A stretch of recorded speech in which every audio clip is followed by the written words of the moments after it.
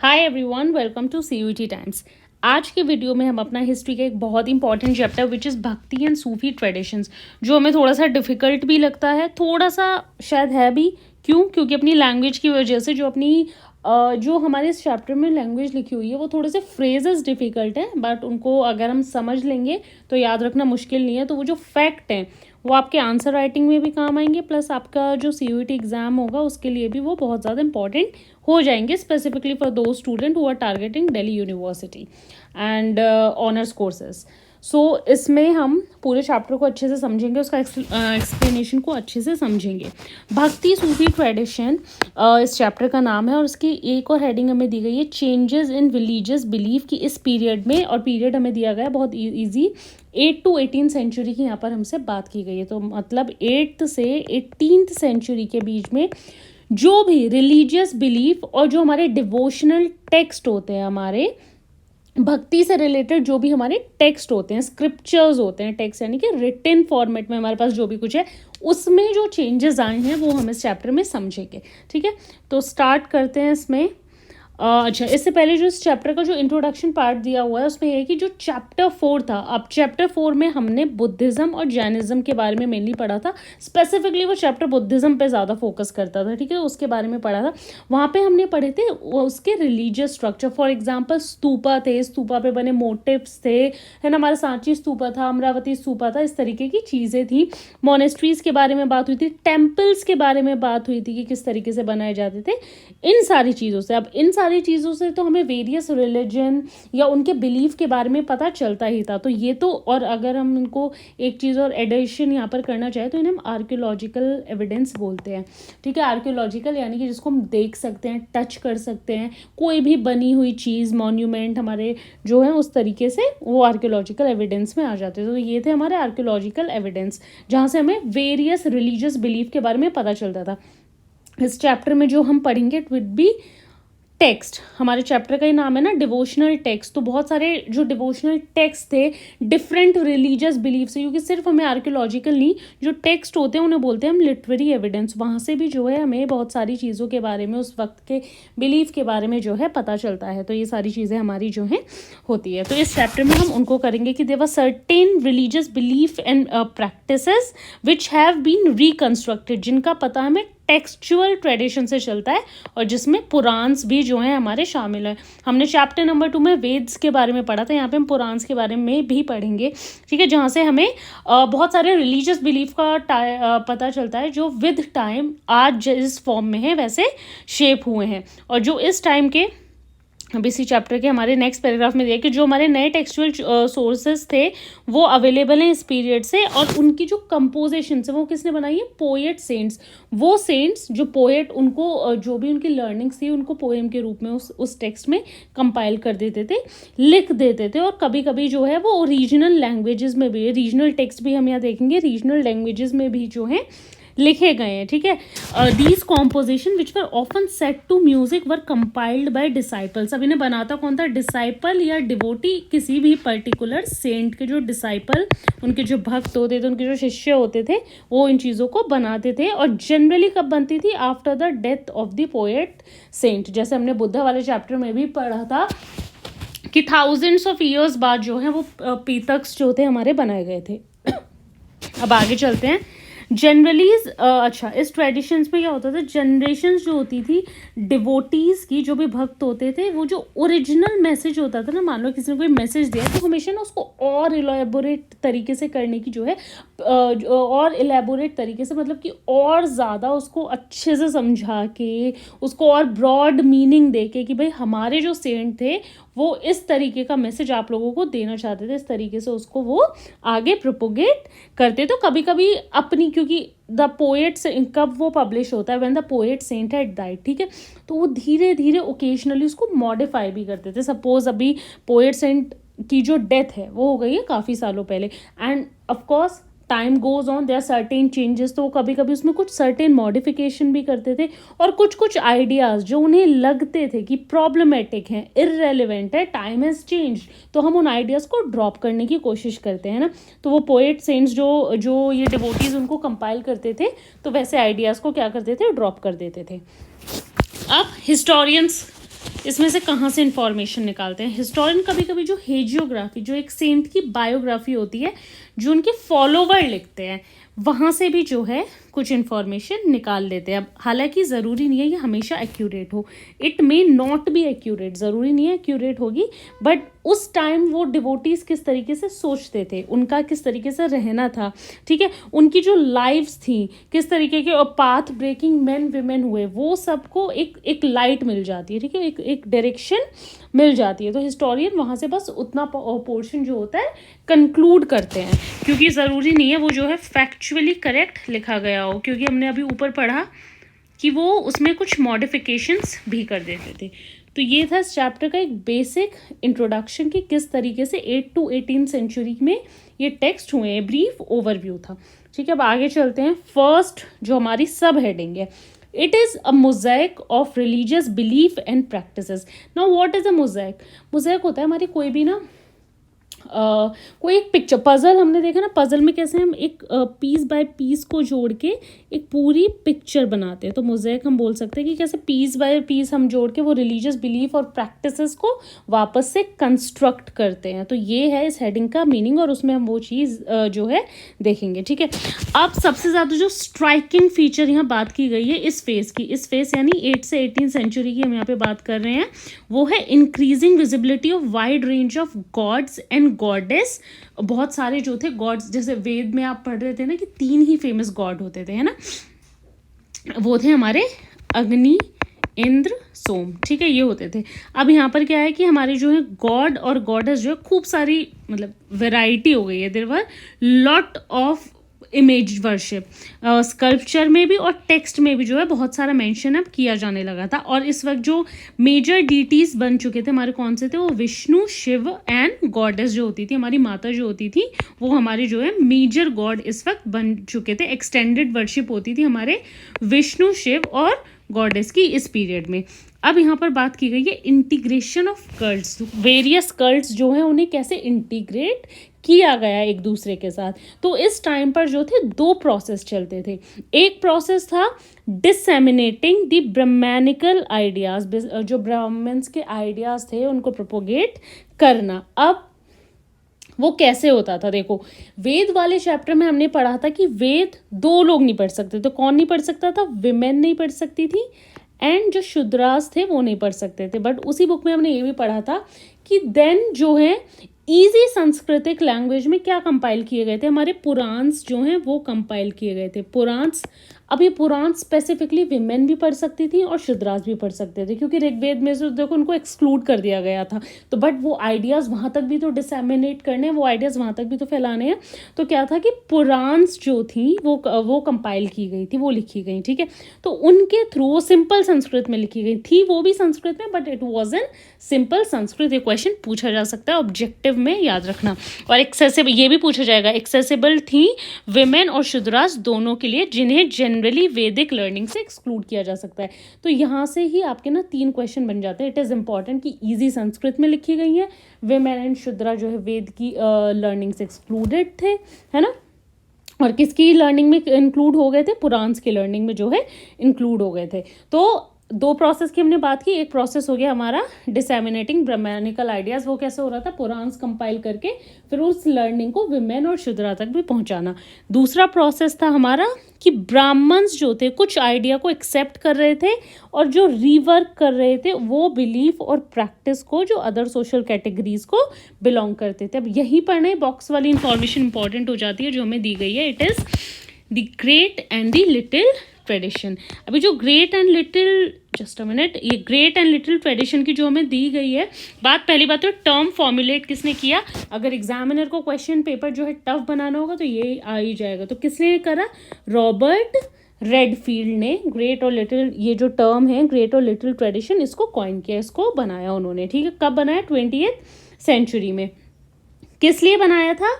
जो pageant societies होती हैं उनकी कल्चरल प्रैक्टिसेस को डिस्क्राइब करने के लिए, उनकी कल्चरल प्रैक्टिसेस को बताने के लिए। तो यहाँ से भी क्वेश्चन बन सकता है किसने बनाया और क्यों बनाया, कि पेजेंट सोसाइटी की कल्चरल प्रैक्टिसेस को डिस्क्राइब करने के लिए वो बनाया गया, ठीक है।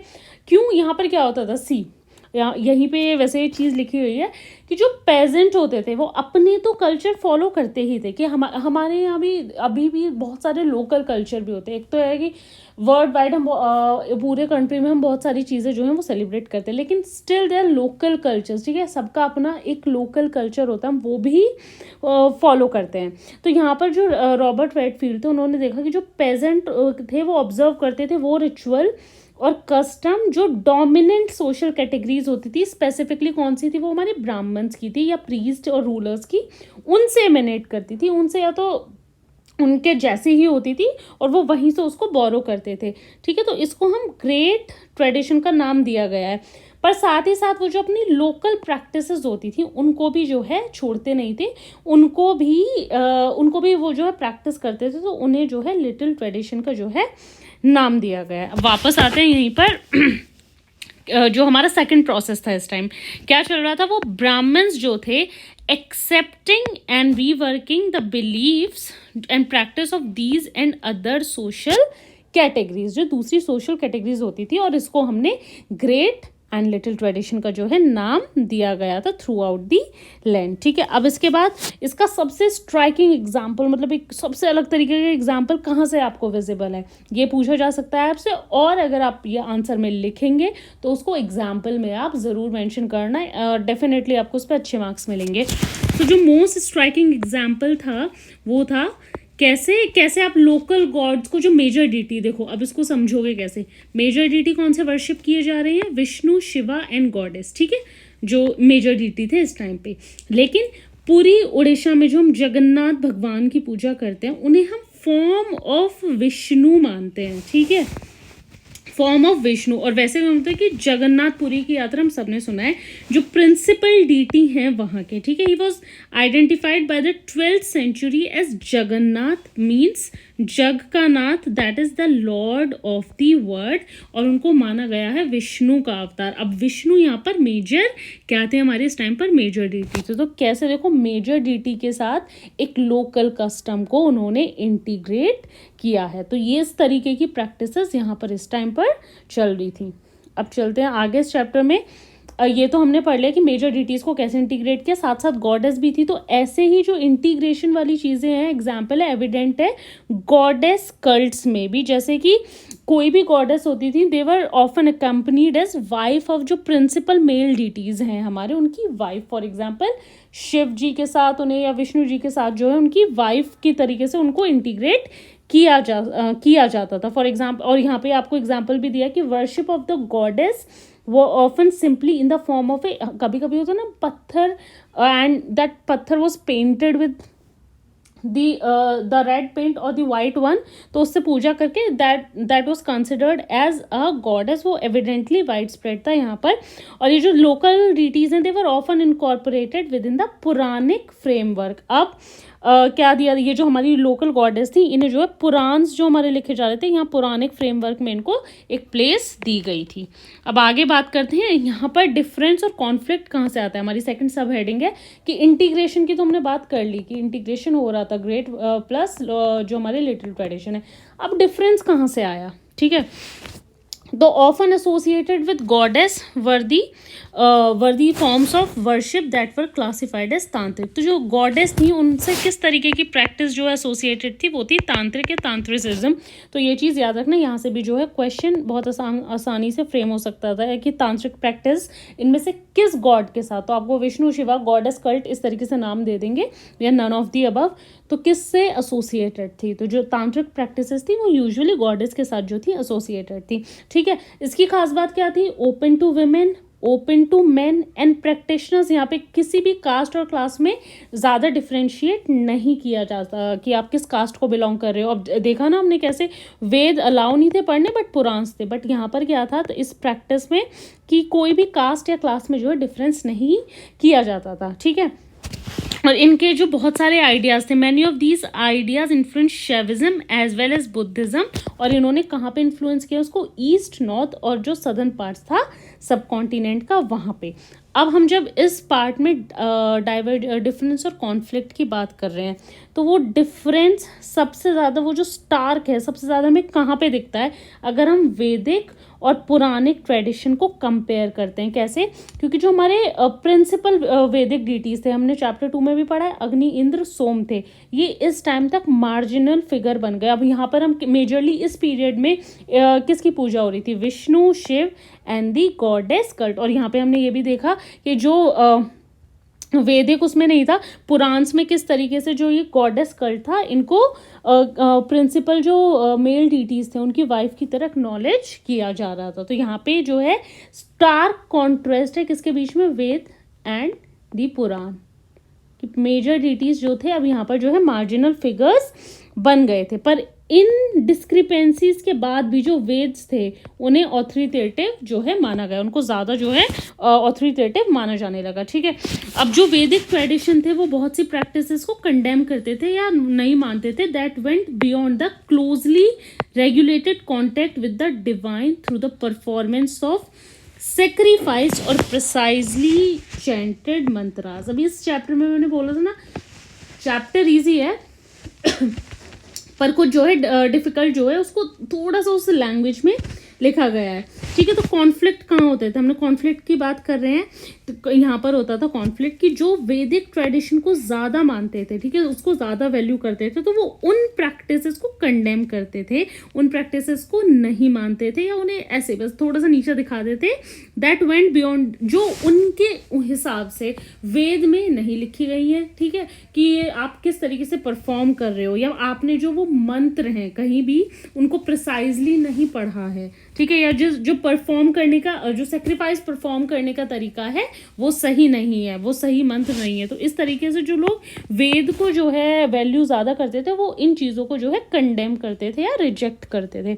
अब आगे चलते हैं इसी चैप्टर में, और जो तांत्रिक प्रैक्टिस में इन्वॉल्व थे। अब देखो, जो तांत्रिक प्रैक्टिस में इन्वॉल्व थे वो जो अथॉरिटी थी वेदास की, वो उनको क्या करते थे? इग्नोर कर देते थे, रिजेक्ट कर देते। और बाकी जो और रिलीजन हमारे इस टाइम तक इमर्ज हो चुके थे, बुद्धिज्म और जैनिज्म, वो भी कभी कभी हमने देखा था कि it was open to every segment, Buddhism and Jainism also. उनका बेसिकली इमर्जेंस का तरीका भी, इमर्जेंस का रीज़न भी यही था because people were fed up with this varna system. तो ये एक उस टाइम पर भी इमर्ज हुआ था। बट ऐसा नहीं है कि इनमें कोई भी टेंशन नहीं थी, इनमें भी कभी कभी जो है टेंशन रहती थी। ठीक है, अब उसके आगे जो हम डिवोशनल वर्शिप, जो हम भक्ति की बात करेंगे, ये इसकी जो भक्ति की पूरी हिस्ट्री है, it is around 1000 years old. There was routine worship of deities within temples to ecstatic adoration where devotees attained a trance-like state. Trance-like state क्या होती है?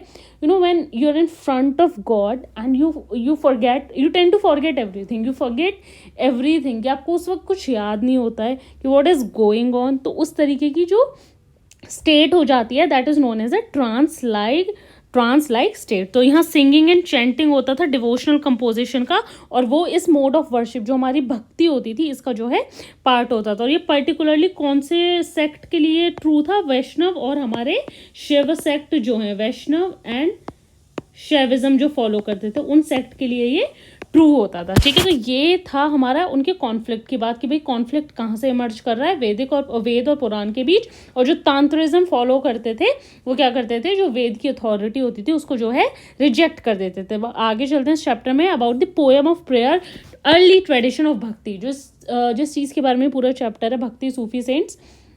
तो भक्ति की बात करते हैं हम पहले।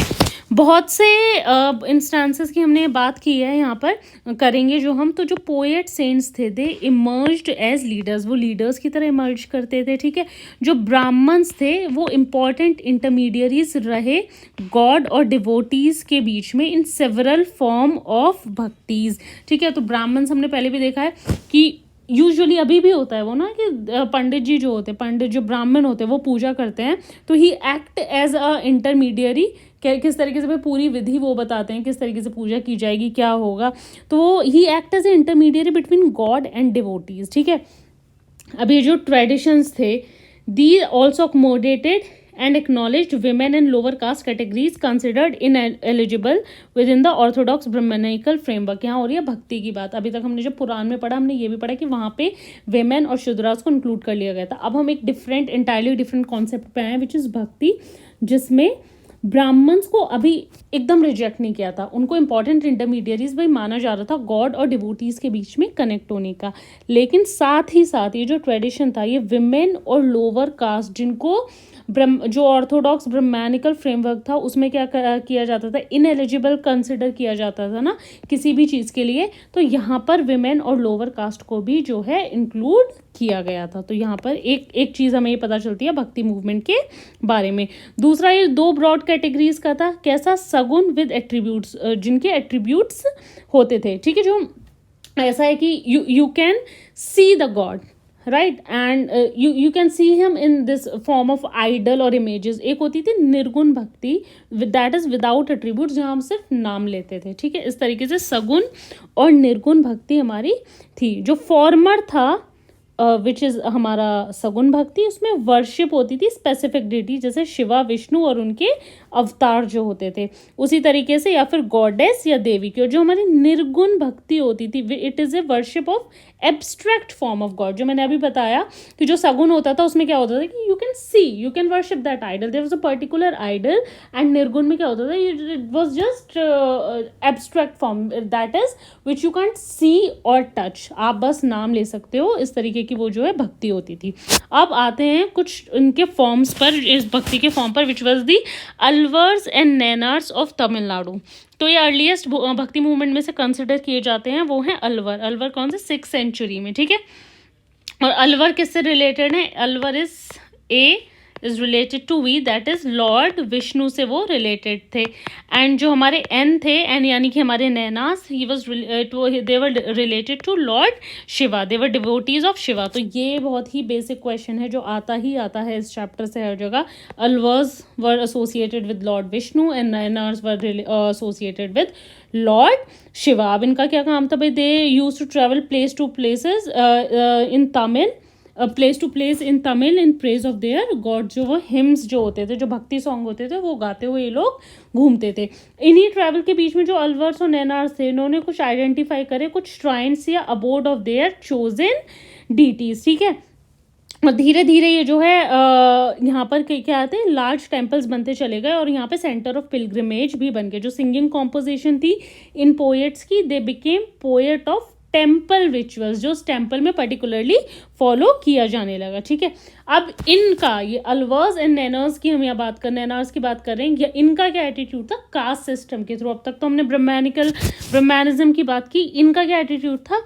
जो ये अलवर्स और नैनार्स थे, they initiated a movement of protest against caste system, so they were against the caste system है and the dominance of brahmins. और जो कास्ट सिस्टम एंड जो इसके साथ ब्राह्मण्स की जो डोमिनेंस थी, ये दोनों इसके अगेंस्ट थे। एंड टू सम एक्सटेंट ये कैसे हमें पता चलता है? It is corroborated by the fact that जो भक्त थे इन पर्टिकुलर मूवमेंट के, they held from diverse social background. वो डाइवर्स सोशल बैकग्राउंड से आते थे, जिसमें आर्टिसन भी होते थे, ब्राह्मण्स भी होते थे, साथ ही साथ आर्टिसन जो सामान बनाते थे वो, यहाँ तक कि पेजेंट कल्टिवेटर्स जो भी होते थे, और इवन वो कास्ट भी जिन्हें अनटचेबल, हमने चैप्टर 3 में पढ़ा था कि चांडाल्स कैसे बाहर रहते थे गांव के, बट यहाँ पे जो अनटचेबल्स थे वो भी जो है इंक्लूडेड थे, ठीक है। अब इनका जो कॉम्पोजिशन है, जो हम अलवर्स और नैनार्स की बात कर रहे हैं, वो इतना ही इंपॉर्टेंट था जितने कि वेद थे। जैसे कि major anthologies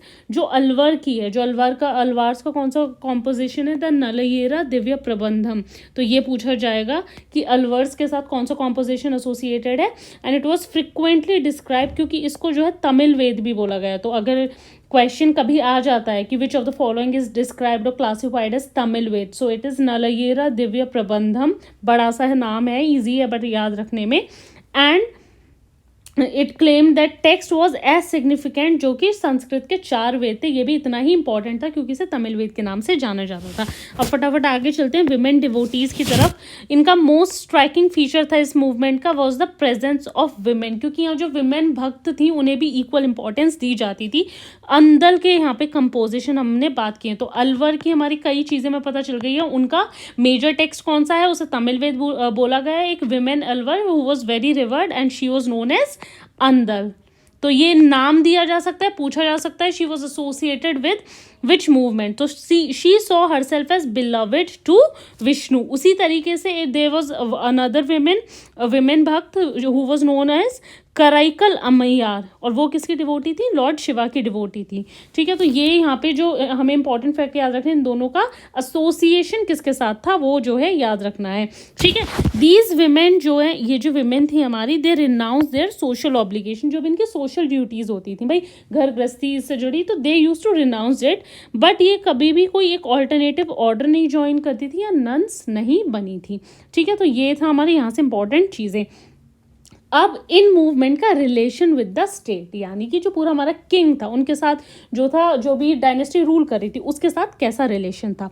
one of the major themes in Tamil bhakti hymns is the poets opposition to Buddhism and Jainism. ठीक है, एक चीज़ हमें यहाँ पे याद रखनी है कि दीज पोएट्स, ठीक है, यहाँ पे सारी चीज़ें अच्छी थी, they were open to diverse social backgrounds, but they were opposed to Buddhism and Jainism. So remember this कि दीज तमिल भक्ति हिम्स, जहाँ ये पोएम लिखी गई है, इनकी जो मेजर थीम है वो अपोज करती है बुद्धिज्म और जैनिज्म को। ठीक है, और ये मेजरली कहाँ देखा गया है, पर्टिकुलरली ये मार्क किया गया है कंपोजिशन ऑफ जो नैनार्स की कंपोजिशन है उसमें ये जो है देखने को मिला है। और इसके अलावा हमारे जो पावरफुल चोला रूलर्स हैं जो जिन्होंने 9 to 13 सेंचुरी में रूल किया। अब देखो यहाँ से सिर्फ चोला रूलर्स की हमारी इन्फॉर्मेशन निकली, उन्होंने कब से लेके कब तक रूल किया, ये भी एक इंपॉर्टेंट फैक्ट यहाँ से निकल के आता है कि कब से कब तक रूल किया, तो यहाँ से भी क्वेश्चन पूछा जा सकता है। तो चोला रूलर्स किसको सपोर्ट करते थे, वो ब्रह्मैनिकल और भक्ति दोनों ही ट्रेडिशंस को जो है